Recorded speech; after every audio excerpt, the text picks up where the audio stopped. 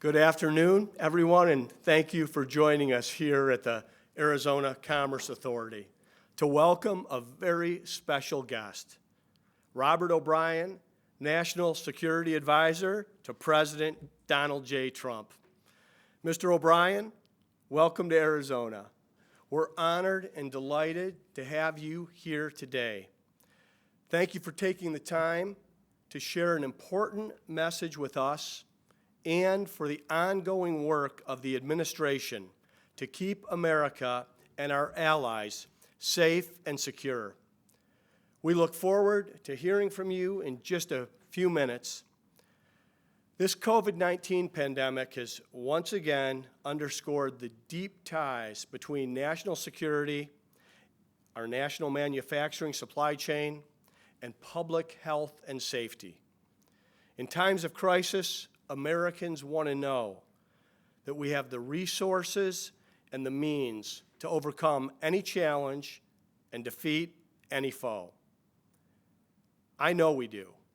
And with places like Arizona leading the way, in recent years, strategic location chosen as our neighbor to Mexico, along with our common sense approach to regulatory environment and our reputation as a hotbed for advanced technology, have attracted many of the world's foremost innovators to do business in our great state. Nowhere is that more apparent than in the recent decision by the Taiwan Semiconductor Manufacturing Company to bring its new $12 billion high-tech manufacturing facility right here to Arizona. This is one of the biggest economic announcements America has seen of late, both from a jobs and national security standpoint. And as American businesses look to bring more of their manufacturing base back to our shores, we expect many more announcements like this in the state of Arizona to come in our future. My hat goes off to Secretary Ross, his team at the U.S. Department of Commerce, including Select USA and the Trump administration, along with their partnership with Secretary Pompeo and Defense for bringing these jobs to Arizona. I also want to express my thanks to President Trump for his tireless efforts to strengthen America's presence on the world stage and bring more manufacturing back to the United States of America. With historic reforms like the United States-Mexico-Canada Agreement, this will directly benefit our country and the state of Arizona as we increase our trade with our largest trading partner, the nation of Mexico. Ladies and gentlemen, today's esteemed guest is someone who understands that a stronger America, both economically, at home, and militarily on the world stage, is a safer America. Prior to his current role as National Security Advisor to President Trump, Robert O'Brien served as Special Presidential Envoy for Hostage Affairs at the State Department, where he led the U.S. government's diplomatic efforts on overseas hostage-related matters. He brings unquestionable character, a solid record of quiet achievement, and an unbeatable work ethic to this current role. And in Arizona, many probably know him best as the official who announced to the world last fall the operation that killed ISIS terrorist leader al-Baghdadi. And it was named after Arizona's own Kayla Mueller. Mr. O'Brien, I speak for many in this state when I say thank you on behalf of their family and the citizens of Arizona for that honor of a very special young woman in Kayla Mueller. I know it meant an incredible deal to the Mueller family. They told me personally, and it did for all Arizonans. So would you please join me in giving a warm Arizona welcome to National Security Advisor Robert O'Brien.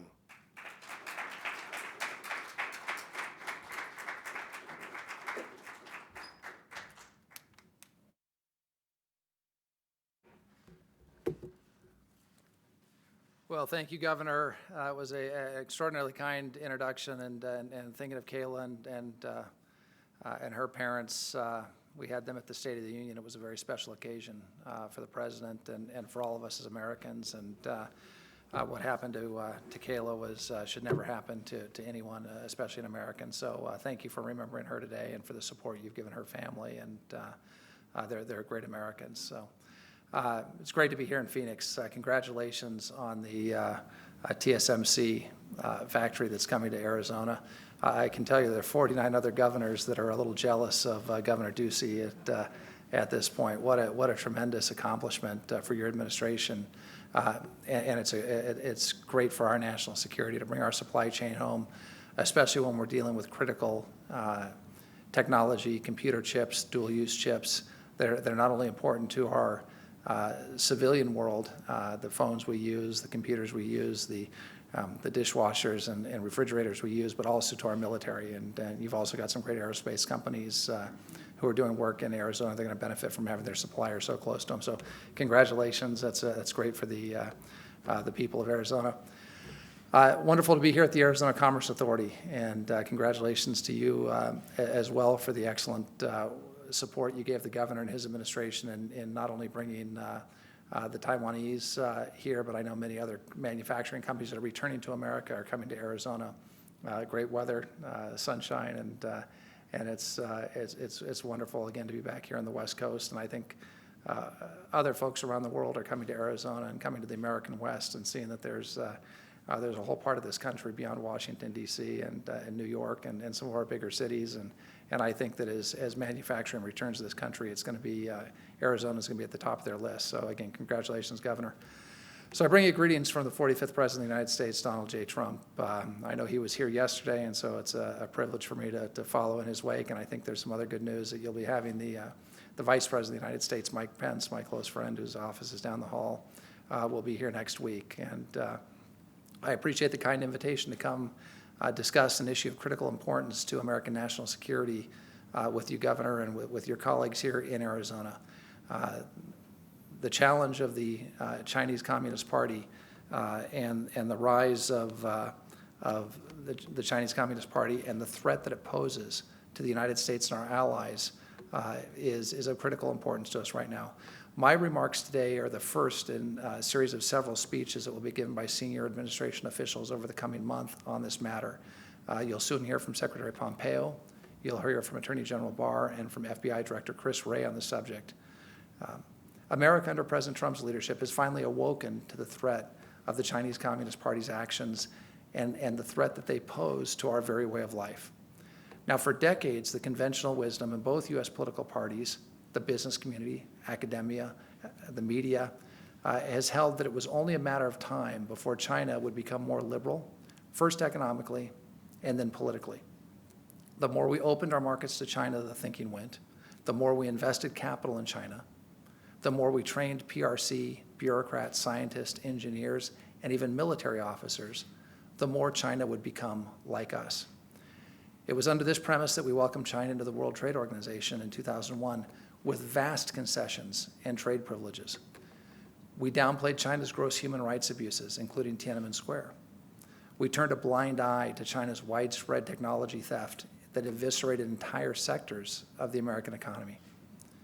As China grew richer and stronger, we believed that the Chinese Communist Party would liberalize and meet the rising democratic aspirations of its people. Now, this was a bold and quintessentially American idea. It was born of our innate optimism and by the experience of our triumph over Soviet communism. Unfortunately, it turned out to be very naive. We could not have been more wrong, and this miscalculation was the greatest failure of American foreign policy since the 1930s. Now, how did we make such a mistake? How did we fail to understand the nature of the Chinese Communist Party? And the answer is simple. It's because we did not pay heed to the CCP's ideology. Instead of listening to what CCP leaders were saying, instead of reading what they wrote in their key documents, we closed our eyes and our ears. We believed what we wanted to believe, that these party members were communist in name only. Now let's be clear, the Chinese Communist Party is a Marxist-Leninist organization. The party General Secretary Xi Jinping sees himself as Joseph Stalin's successor. In fact, as the journalist and former Australia government official John Garneau has noted, the Chinese Communist Party is the last ruling communist party that never split with Stalin, with the partial exception of North Korea.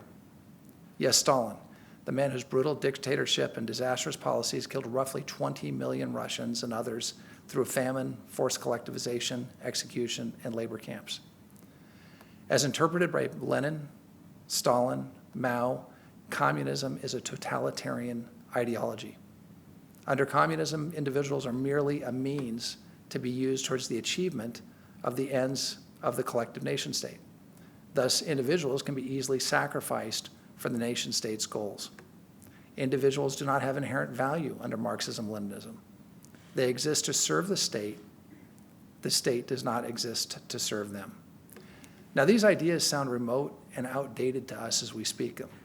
They are, after all, old ideas. They were born a century and a half ago in Europe.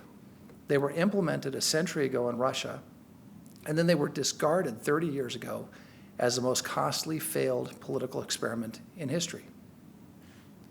But in China, these ideas remain as fundamental to the Chinese Communist Party as the Constitution and the Bill of Rights do to us as Americans. The Chinese Communist Party seeks total control over the people's lives. This means economic control. It means political control. It means physical control. And perhaps most importantly, it means thought control. In classical Chinese statecraft, Garneau has noted, there are two tools for gaining and maintaining control over the mountains and the rivers. The first is wu, weapons and violence. And the second is wen, language and culture. Chinese leaders have always believed that power derives from controlling both the physical battlefield and the cultural domain. For Lenin, Stalin, Mao, and now Xi, Garneau writes, words are not vehicles of reason and persuasion. They are bullets. Words are for defining, isolating, and destroying opponents. Propaganda plays a central role for the CCP. Beijing's efforts to dominate political thought are stated openly and pursued aggressively. In 1989, the party began organizing itself around ideological security, a term repeated frequently since then by CCP leaders. More recently, in April 2013, the party issued a policy on what they called the current state of ideology. It held that there should be absolutely no opportunity or outlets for incorrect thinking or viewpoints to spread. So within China, this approach means mandatory study sessions on communist ideology and the required download and use of smartphone apps that teach the so-called Xi Jinping thought. It means complete control of all state media. Outside sources of information are banned, from foreign newspapers to Twitter, Facebook, and WhatsApp. All content generated within China is censored.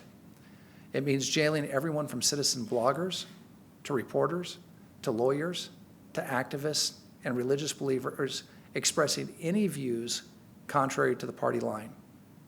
And indeed, just recently, between January 1st and April 4th of this year, nearly 500 individuals were charged with crimes just for speaking out about the Wuhan coronavirus, its effects upon the party, and the party's cover-up of the disease. The Chinese Communist Party reinterprets religious texts, including the Bible, to support Communist Party ideology. It locks up millions of Muslim Uyghurs and other minorities in re-education camps where they're subjected to political indoctrination and forced labor, while their children are raised in party-run orphanages. This process annihilates the family, the religion, the culture, and the language and the heritage of the people who are caught up in these camps. Under the Chinese Communist Party, information is tightly controlled and expression is constantly surveilled so that it can be quashed or shaped by the state. And Americans should be concerned. We should be concerned not just for the people of China, but for ourselves. Because Xi Jinping's ambitions for ideological control are not limited to his own people. The CCP's stated goal is to create a community of common destiny for mankind and to remake the entire world according to the CCP. The effort to control thought beyond the borders of China is well underway. Over the past decade, the party has invested billions of dollars in overseas propaganda operations to great effect. The CCP has moved to eliminate unfriendly Chinese language media outlets worldwide, and is close to succeeding. Nearly every Chinese language news outlet in the U.S. is either owned by or works closely with the party, and it's making inroads into the English language media as well. There are more than a dozen radio stations in cities across the country where Americans hear subtle propaganda, pro-Beijing propaganda on their FM radio. Recently, Chinese propaganda persuaded so many Americans that a U.S. soldier had brought the coronavirus to Wuhan, as opposed to Wuhan sending the virus to the rest of the world, a complete fabrication by the CCP, that this soldier and her family needed a personal security detail to protect them from death threats. And this situation occurred in Maryland. On TikTok, a Chinese-owned social media platform with over 40 million American users, probably a lot of your kids and younger colleagues, accounts criticizing the CCP and Beijing's policies are routinely removed or deleted. Last week, Twitter announced the suspension of more than 23,000 CCP-linked accounts for spreading propaganda on Hong Kong and COVID-19. The latest suspension was in addition to August's removal of more than 150,000 CCP accounts that were used to spread anti-American disinformation and to generate an illusion on Twitter of popular support for Beijing's policies in the United States. And these are just the accounts that Twitter caught. How many others are out there that are still undetected? In March, the CCP expelled American journalists working for the New York Times, the Wall Street Journal, and the Washington Post, almost fully eliminating independent reporting from within China on the Wuhan virus. In addition to influencing what information American citizens receive regarding China, the CCP is increasingly using its leverage to police American speech. When the University of California, San Diego, UCSD, hosted the Dalai Lama as its commencement speaker in 2017, Beijing banned Chinese students from visiting UCSD on government funds. When the general manager of the Houston Rockets tweeted his support for the peaceful Hong Kong protesters, the CCP announced that the team's games would not be covered in China, would not show up on Chinese TV, and then used its economic power to pressure others in basketball, including star players, to criticize the tweet on behalf of Beijing. Under pressure from the CCP, Marriott, American, Delta, and United Airlines all removed references to Taiwan from their corporate websites. Mercedes-Benz even apologized for posting an inspirational quote from the Dalai Lama on social media. Beijing has used its financial might and its market access to pressure Hollywood into self-censorship, incentivizing directors and actors and producers to avoid topics that might not make it past the country's censors in China. For example, the Japanese and Taiwanese flags were dropped from Tom Cruise's flight jacket in the upcoming Top Gun sequel, Maverick. MGM digitally changed the identities and post-production of the invading military from China to North Korea in the Red Dawn remake. The CCP is also seeking leverage over individual Americans. The party is collecting your most intimate data, your words, your actions, your purchases, your whereabouts, your health records, your social media post, your text, and they're mapping your network of friends, family, and acquaintances. The CCP accomplishes this goal in part by subsidizing hardware, software, telecommunications, and even genetic companies. As a result, corporations such as Huawei and ZTE undercut competitors on price and install their equipment around the globe at a loss. This actually has a side effect of putting out of business American manufacturers of telecom hardware, and has made it very difficult for Nokia and Ericsson. Why do they do this? Because it's not telecom hardware or software profits that the CP is after. It's your data. And they use backdoors built into their products in order to obtain that data. So when the Chinese Communist Party cannot buy your data, it steals it. In 2014, the CCP hacked Anthem Insurance collecting sensitive information on 80 million Americans. In 2015, the CCP hacked the Office of Personnel Management, which holds the security clearance information for 20 million Americans who work for the federal government. In 2017, it hacked Equifax, obtaining the names, birth dates, social security numbers, and credit scores of 145 million Americans. In 2019, the CCP hacked Marriott, gathering information on 383 million guests, including their passport numbers. And in 2016, a Chinese company even bought the dating app Grindr to harvest data, including the HIV status of users, before the U.S. government forced a divestiture on national security grounds. And these are just a few of the instances that we know about. So how will the Chinese Communist Party use this data? In the same way it uses data within China's borders, to target, to flatter, to cajole, to influence, to coerce, and even to blackmail individuals to do and say the things that serve the party's interest. And this is micro-targeting beyond any advertiser's wildest dreams. And China, unlike advertisers, will not be stopped by government regulations. The Chinese Communist Party simply wants to know everything about you, just as it likes to know everything about almost every individual living in China. In addition to propaganda and influence operations, the Chinese Communist Party uses trade to coerce compliance with its dictates. When Australia called for an independent investigation of the coronavirus origin and spread, the Chinese Communist Party threatened to stop buying Australian agricultural products and to prevent Chinese students and tourists from traveling to Australia. When Australia refused to relent, Beijing put these threats into force, imposed an 80% tariff on Australian barley exports. International organizations are also part of China's plan. China has sought leadership positions within many global bodies. China now heads 4 out of 15 UN specialized agencies.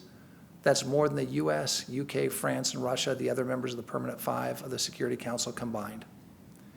The PRC uses these leaders to force the international bodies to parrot Beijing's talking points and to install Chinese telecommunications equipment, no surprise, in their facilities. For example, when Zhao Hulin of the International Telecommunications Union took his post, he began to aggressively promote Huawei sales. Secretary Fong Liu of the International Civil Aviation Organization has blocked Taiwan's participation in General Assembly meetings and covered up a Chinese hack of the organization. The party has used China's membership in the UN Human Rights Council to prevent criticism of its abuses in Xinjiang and Hong Kong. The CCP's reach extends to heads of international organizations who are not themselves Chinese officials. Under Beijing's thumb, and at an unacceptable cost to human life, Director General Tedros of the World Health Organization dutifully used Chinese talking points on the Wuhan virus. As late as mid-January, he claimed that there was no human-to-human transmission of the disease. He opposed international travel restrictions. And at the same time, Tedros praised China's own domestic travel restrictions on Wuhan residents. In other words, they could travel overseas, but they couldn't travel and potentially take the virus to Beijing or Shanghai. These CCP tactics in international organizations, as we've seen with the COVID virus, are a major concern not just to the United States, but to the world. The good news is that under President Trump's leadership, we know what the CCP is doing, and we're calling it out. We're taking decisive action to counter it across the board. First, President Trump prevented certain companies that answer to the CCP's intelligence and security apparatus, such as Chinese telecommunications giant Huawei, from accessing our personal and private data. The administration also imposed restrictions on semiconductor technology from going to Huawei. Second, the State Department designated the U.S. operations of 9 Chinese state-controlled propaganda outlets as foreign missions. These organizations are the mouthpieces of the Chinese Communist Party, and this designation places reporting requirements and visa restrictions on these so-called media outlets. Third, President Trump imposed export restrictions on 21 Chinese government entities and 16 Chinese companies complicit in China's campaign of repression, mass arbitrary detention, and high-technology surveillance against the Uyghurs and other minorities. and we've blocked officials complicit in these abuses from traveling to the United States. The administration has also stopped the illegal import of goods produced by Chinese companies known to use Uyghur forced labor.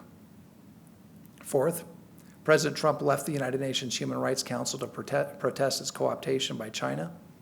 He's terminated the U.S. relationship with the World Health Organization because its response to the pandemic showed that it is entirely beholden to China.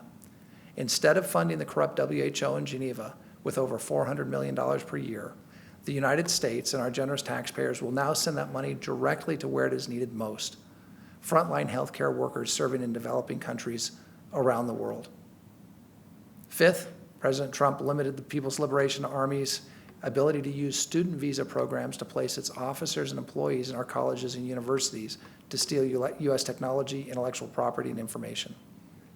Sixth, the president moved to halt the investment of U.S. federal employee retirement funds into PRC companies, including Chinese military contractors and manufacturers of surveillance equipment used to oppress religious minorities. He's examining the opaque accounting practices of Chinese companies that are still listed on the U.S. stock exchanges. And this week, the Defense Department is submitting to Congress a list of the People's Liberation Army-linked companies with operations in the United States so that the American people are fully informed about exactly with whom they are doing business. Now, these steps are just the start as America corrects 40 years of a one-sided, unfair relationship that has severely affected our nation's economics, and recently our political well-being. Just like the tariffs that were imposed by the president due to unfair Chinese trade practices early in his administration, there is more to come.